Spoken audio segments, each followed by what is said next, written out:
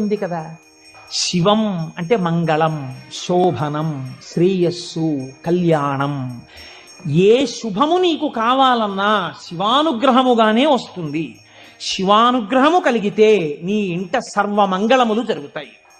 అందుకే శంకర భగవత్పాదాచార్య స్వామి శివానంద లహరిలో ఒక మాట అంటారు. అసలు శివ నిన్ను చూసి ఏదేదో అనుకుంటుంటారు, అసలు నీ స్వరూపం ఒక్కసారి ఆలోచించు. శంకర, నాకు శుభం ఇయ్యని అడగడానికి నీకు నేనేమి ఇచ్చివను?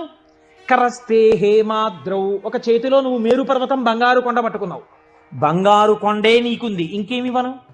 గిరిశ నికటస్తే ధనపతౌ, గిరిశ ఓ శంకర, నీ పక్కన నవనిధులకు అధిపతి అయిన కుబేరుడు ఇలా నిలబడ్డాడు. నువ్వు ఎప్పుడు కుబేరా కొంచెం ఏమైనా 2 రూపాయలన్నాయంటే అనలేదు.